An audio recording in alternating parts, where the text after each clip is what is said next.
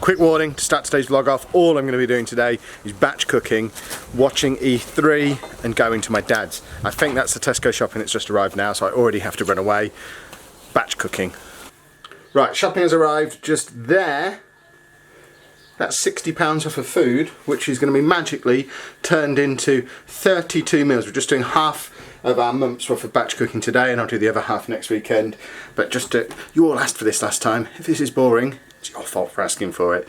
But this is the stuff that we've got. Just turned into 32 portions of food. Lots of onions, carrots and stuff, and tinned tomatoes at the back here, and massive pile of variety of meats and unhealthy things to make them taste good. But bottom line, it's going to be loads of home cooked stuff that hasn't got loads of salt and preservatives and stuff like that in, so it's better than the alternative. I don't mind having a little bit of cream and cheese on stuff. I'm sure I'll be fine. Time to cook. So first two meals on the agenda, we have a lamb rogan josh and a chicken tikka masala. Ingredients, hold on, look, I've prepared it really pretty.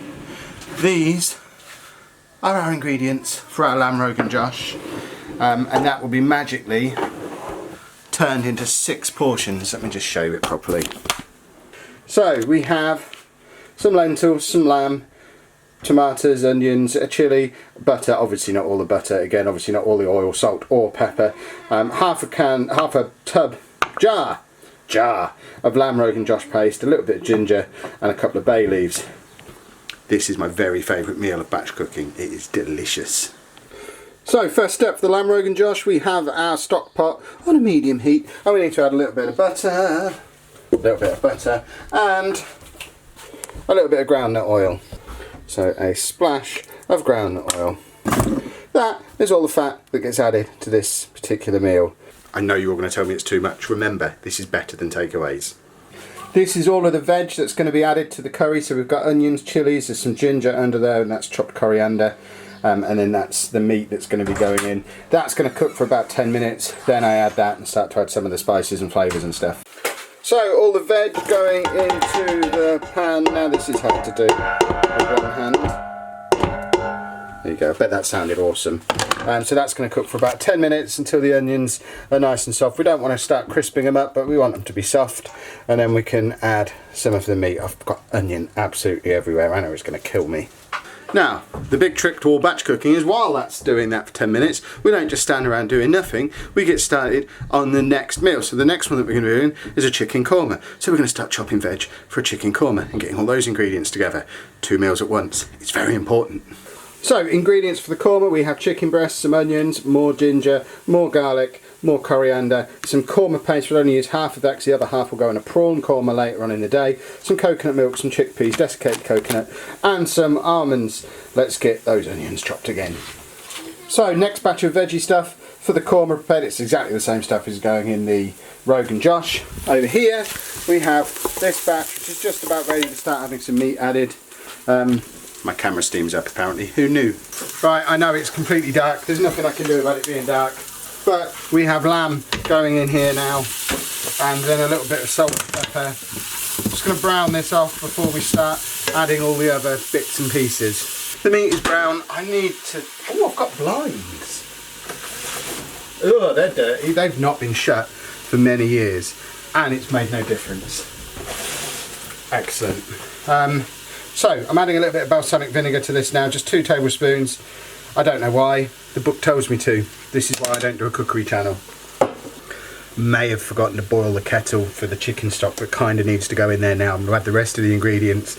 Chicken stock will go in later, it'll be fine. So, we need to add rogan josh curry paste. This stuff is brilliant, it lasts forever. I used the other half of this jar a month ago, the last time we made these meals, and it just lasts fine in the cupboard. So that half can go in. Patak's curry paste is great. So that goes in. We also need to add chopped tomatoes, which a proper chef would already have the top taken off of the tin, but I'm not a proper chef. I don't know what I'm doing at all. Tomato juice just went everywhere. So tomatoes in there as well. give it a bit of a stir up. We need that kettle to hurry up and boil. Once the kettle's boiled, we're going to add the chicken stock. It's 800 mils of chicken stock goes in here. Then we'll add the lentils, and then it's just a case of turning the heat down, leaving it for an hour, and it's done. It's really easy and really, really delicious. I forgot to put the bay leaves in. 4 bay leaves. Chicken stock goes in as well. And then 2 handfuls of red lentils. I didn't like lentils until I had this. Now I like lentils. And I guess that's what makes it super duper healthy. I know this isn't a particularly healthy meal. It's got really fatty cut of lamb, loads of butter and oil and stuff. Well, not loads, but more than I would have if I was on a proper diet. But the key thing to remember, before you all tell me in the comments, Kev, you can't eat that, it's really bad for you. This is going to make 6 portions of this. Each one of these portions is probably about 500 calories. Off the top of my head, I haven't actually checked. I'll probably check that. Well, I will check it when I eat one and put it in my fitness pal. But it's much more healthy than eating something out of a jar, out of the freezer, or out of a takeaway. So, small battles, this is definitely worth the 25 minutes it's taken me to prepare it. So we're just going to lower the heat a little bit, stick it on the back and get on with the korma. So the korma and any of the curries that we do start off in exactly the same way. We start off with a little bit of butter in the pan, which we need to melt, and a little bit of groundnut oil. We need a spoon just to get that moving around, and then we'll add the veg, soften them for 10 minutes, and while that's happening I'm going to chop up some chicken that's going to go in here, and it's going to be delicious. The one advantage of the fact it's so dark you can barely see me is that you hopefully can't see just how much I'm sweating. It's a warm day, it's a hot kitchen, the vegetables are soft, so now we're going to add the korma ingredients. So firstly, I'll have a patax jar. Half of this jar, because the other half's going to go in a prawn korma later on. We still need to go out and buy the prawns, because somehow Tesco didn't have any prawns at all to deliver. And then we also need a tin of coconut milk, goes in there. 2 tablespoons of desiccated coconut overload in this one. Then we need a handful of flaked almonds, a drained can of chickpeas, and our chopped up chicken breast. 4 chicken breasts have gone in there. Give it all a stir up, and then half fill this can just to get some water in there as well so it doesn't dry out too much. And then this one is also ready to just sit and cook. This one only takes half an hour. That one's still got about 45 minutes to go. And then we'll have our first 12 meals ready. I've left the curries bubbling away. I'm now heading to Tesco. Need to get prawns. Need to get a lot of prawns, like a kilo of prawns. Don't know what chance I've got of getting that in one go if they didn't have it at the big one where it's delivered from. We'll try. Also need to get a Sharpie, because I can't find the Sharpie I used last time to label this food up, and I don't want to have to have mystery meals every day. So, shopping. I hope I get back in time to get those curries off the hob, or else the plan is a little bit broken if they burn and ruin. I want raw prawns. They've got lots of cooked prawns. Raw prawns. That's exactly what I'm looking for. Thank you. I hadn't seen them until you lot were watching. Prawns and pen purchased. I've got like 10 minutes to get home before that korma needs to come off. But it'll be fine. It'll be fine. I hope. Where's my car? Over here. Korma is done. And for those of you who moan at me about portion control, you saw what went in there. You saw what went in here. This is going to be 6 portions. I think 4 chicken breasts across 6 portions. That's good portion control.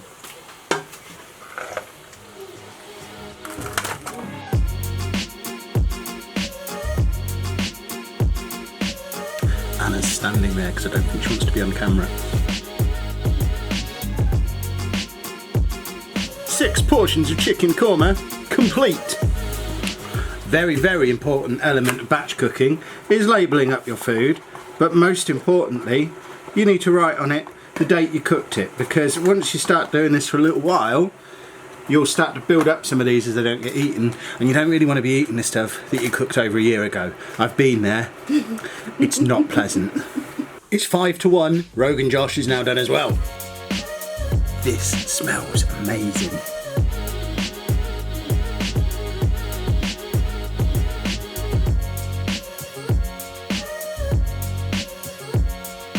I just want to eat one now. What would be the worst thing that would happen if I ate one now? First 12 meals complete. It is 1 o'clock exactly. Loads of time left. We're now going to make lasagna and something else. Mince and onion pies. Really healthy. One other thing, if you are following along at home, don't just put these straight in the freezer now, because it will melt all the other stuff that you've got in your freezer.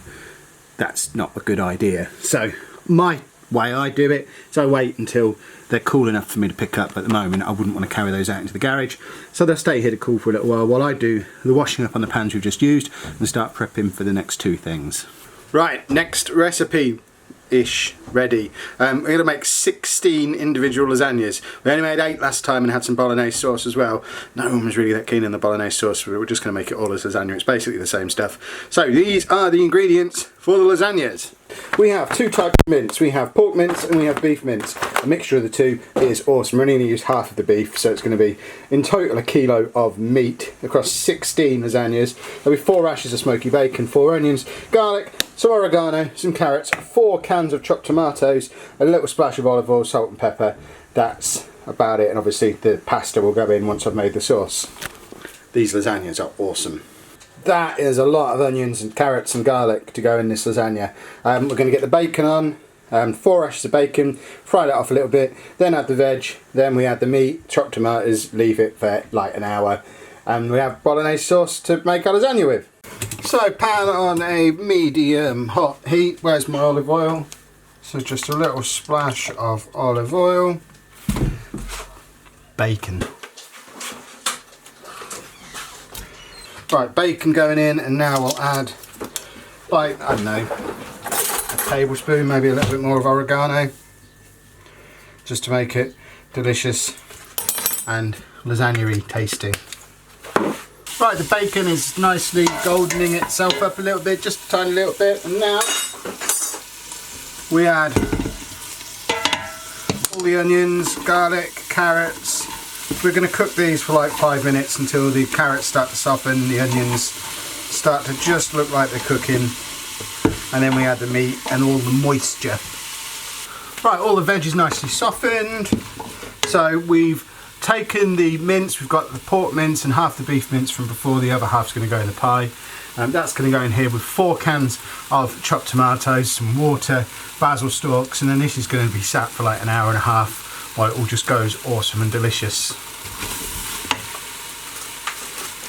Meat. Probably not potato.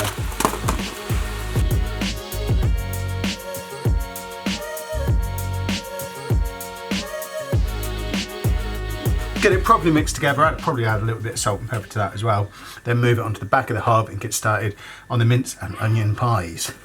So next up is a minced beef and onion pie. We've got 1.5 kilos of minced beef, 6 onions, 4 carrots, 4 sticks of celery, and then loads of stuff to make it delicious. Olive oil, bay leaves, flour, marmite, chicken stock, because I've run out of beef stock, some Worcester sauce and some mustard. Pastry will be added later. I am too lazy to make my own pastry. There's packs of pastry behind me. I need to get chopping again. One massive pile of onions, celery, carrots, rosemary and bay leaves to make this pie with. All the veg is in here. It feels like half the pan. It's going to take about 10 minutes to soften this, and then we add meat. The veg is all soft. We now add 1.5 kilos of mince. It seems like such a lot of mince. Remember, this is making 8 pies though. It still seems like a lot. It is too much. It should just be 1 kilo. What on earth is the final 1/2 kilo of mince for? I might have bought too much mince, which isn't a massive problem. I can freeze it like that, I guess, but I don't know why I did that. Chicken stock, we'll make some more in a minute because we need 2 litres of that. It should be beef stock, but I don't have any. Kettle, go on again. And now for the flavour. So, 2 teaspoons of mustard. Proper mustard, English mustard, none of this. And if it comes in a squeezy bottle, it's not mustard. 2 teaspoons of Marmite. Don't worry if you don't like Marmite. It doesn't actually taste of Marmite when it's done. This just gives it an awesome richness. And 2 tablespoons of Worcester sauce. Come on. Now for more stock. So another litre of stock. I may have forgotten to add the flour. It's supposed to go in before the stock. I'm sure it'll be fine. Just 2 spoons of flour to help it thicken up. And then we cook this for an hour. The chefs amongst you probably already know what I did wrong. The flour's turned into little tiny dumplings. Hoping over the course of the hour they'll disintegrate. I don't rate my chances. It's also a really funny colour because it's chicken stock rather than beef stock. I've been making this pie for years. It's never looked or smelt like this before. Right, I've got half an hour until the bolognese needs the lid coming off. Maybe a little bit longer because I'm doing a double portion. I could start clearing up in here. What I'm actually going to do, because it is 2:30, I'm going to go out and record tomorrow's Football Manager video. So I don't know what other opportunity I'm going to get to do it because of all the E3 stuff that I've got planned over the next few days. The curries from earlier on are now cool enough to go in the freezer. I feel like a king having a freezer with drawers. Corners The thing about the old freezer is it was the perfect size to get one of each meal on the bottom so you could always see everything. I need to work out the optimum formation for this new freezer.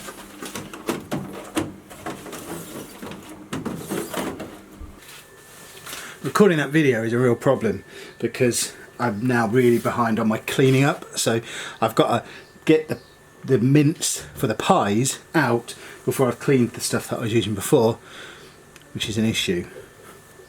The other issue is it's 3:30 before I can put the pastry on the pie, so filling needs to be completely cold. We're going to my dad's about 5 o'clock. That's ambitious.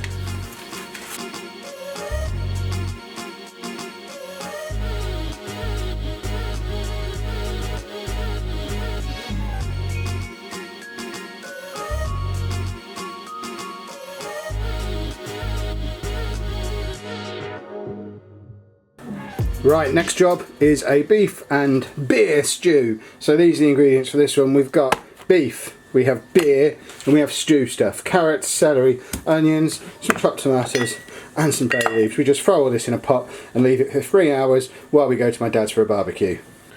Veggie ingredients for stew, chopped. If you're getting bored of me putting a pan on a medium to high heat and then sloshing some olive oil into it, imagine how bored I'm getting of the constant chopping and softening of vegetables that I'm having to do. I'm gonna soften some more vegetables now. While I'm softening, the bolognese sauce is just about done, so I need to grate an entire block of parmesan, because once this is in the oven, I need to start assembling some lasagnas. Should we say 16 lasagnas? I don't know where I'm gonna put those. Vegetables softened. To avoid dumplingization, I've already put the flour on the meat this time, so we're going to add our stewing beef, already chopped because I'm a lazy man. And we'll cut any corner I can possibly cut. Now we just add chopped tomatoes and Guinness. A whole bottle of Guinness. Give it a stir, bring it to the boil, a little bit of salt and pepper, then this goes into the oven for 3 hours while we're at my dad's. When we get back, it'll be done, ready to go into its trays and into the freezer. This is just about the easiest meal we do. next weekend when we do the other half of the batch cooking, there's 3 more of these stews. They're mega easy, they just take loads of time. Stew is in the oven. This is hot with my face over the hob. Now I need to make 16 individual lasagnas. I say make 16 lasagnas, really what we've got here is an assembly job. So in a second the bolognese sauce comes over. We already have pasta sheets, we have grated parmesan somewhere, creme fraiche. I'm not making white sauce because I can't do it and that tastes fine. So this should work. I've never made this many in one go before. First job, 1 dollop of bolognese in each tin.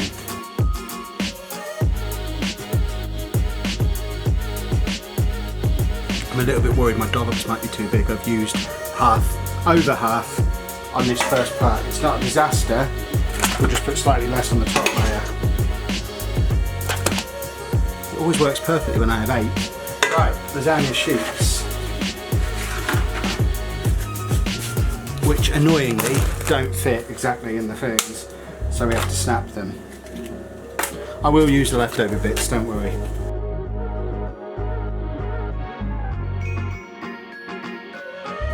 This has got loads of pasta in it.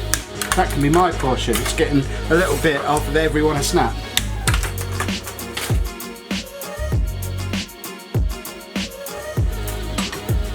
Now we get a dollop of creme fraiche in each one. I have gone for half fat to conserve some calories each day. I normally use full fat. Hopefully it doesn't taste horrible. There's a piece of pasta that doesn't fit properly here. Oh, that's hot. That's hot. That uses an entire tub of that, just for the first dollop. Spread it out a little bit. You don't need to be neat with spreading this out because we're going to put more meat on top of it in a minute and that'll spread it out. Now, some parmesan on each. Remember not to use it all because we need this for the top as well, because once it goes in the oven it goes lovely and crispy and delicious. So just a sprinkling on each one. This is not even a little bit even. And then a further dollop of sauce. Seriously running out of sauce here. This is going to be a disaster because we don't have anywhere near enough sauce. I don't know how this has happened.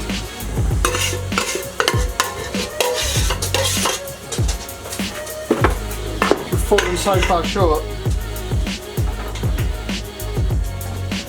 This is going to be complicated.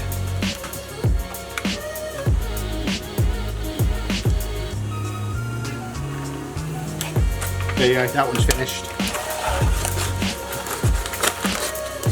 This is what happens when you just double the recipe compared to what you used to.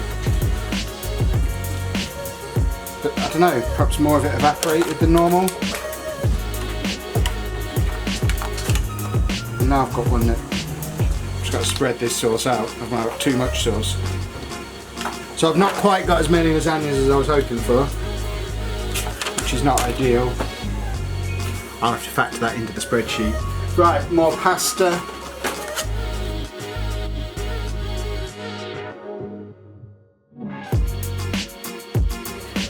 Now, if I were making full-size lasagna, I would do more than 2 layers, but you can't fit more than 2 layers in these little things. So, 2 layers it is. We then finish off with another dollop of creme fraiche and more cheese, and then they're done.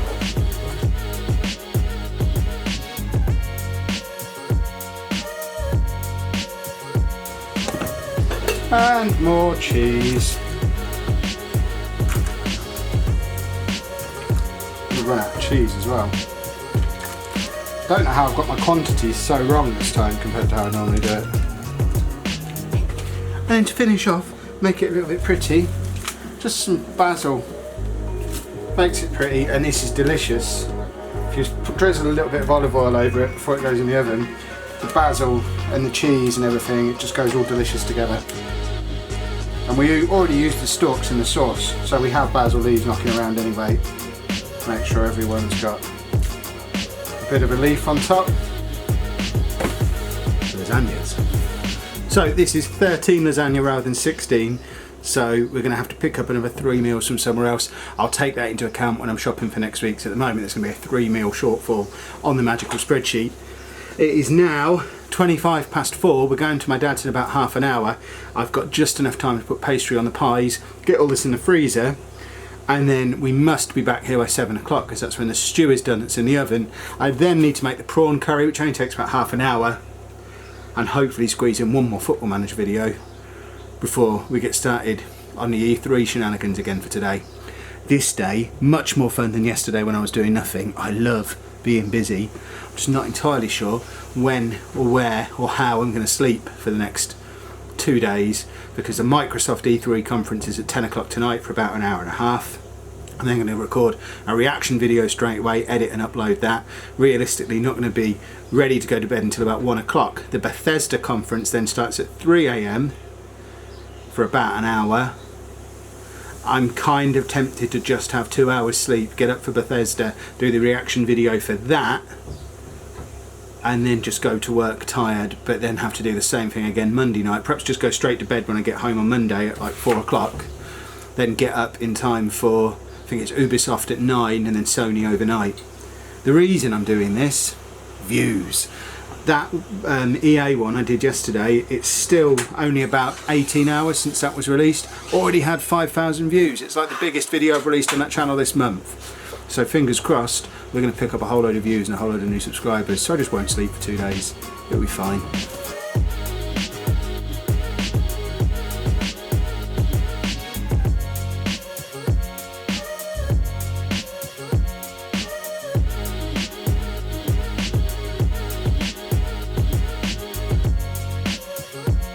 Right, it's 20 to 5, gives me 20 minutes to clean up the mess I've made, get to my dad's, get back here by 7 to get the stew out, that frozen, then I just need to make the prawn curry, and then we're sorted for a couple of weeks, except for the fact I'm doing this again next weekend so that we can be sorted for the month.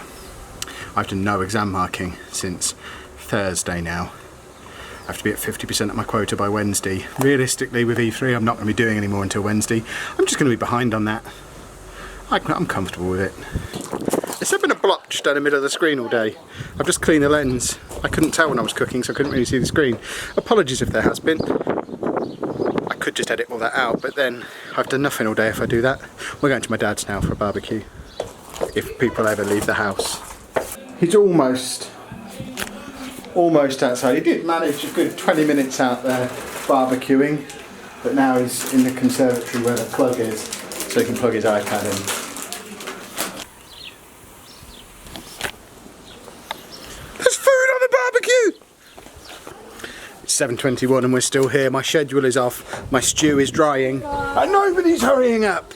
It's quite upsetting. I've still got a prawn korma to make and a Football Manager video to make before the Microsoft conference begins at 10. We must depart.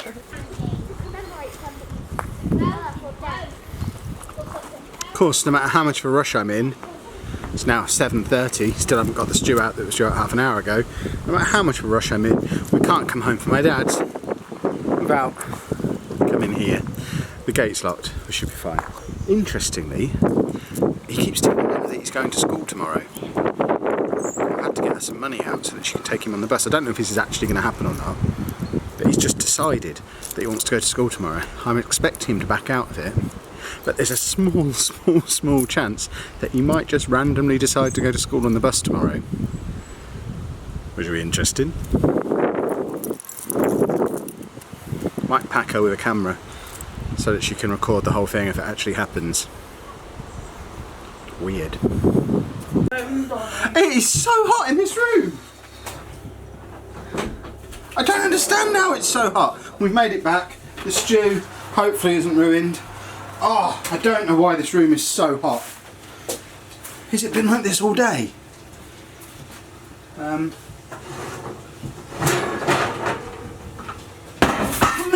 It's a hot stew.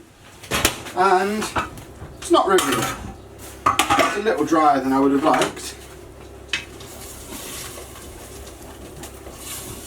But nothing adding a bit of water to it when we cook it, when we reheat it won't help. I don't understand why the room's so hot though. It's just ridiculous. the extra 500 grams of meat from earlier on, if you recall that. I cooked that as well, so it's just mince. Oh, that's horrible. You ever had mince with nothing on it? That's for Dave. Oh, Mr. Davidson! Let's serve this up. Dave. Wait. Stay.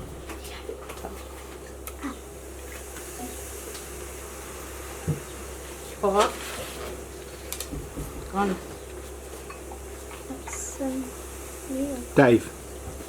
Don't. Dave. Follow. Dave. No, he's gone.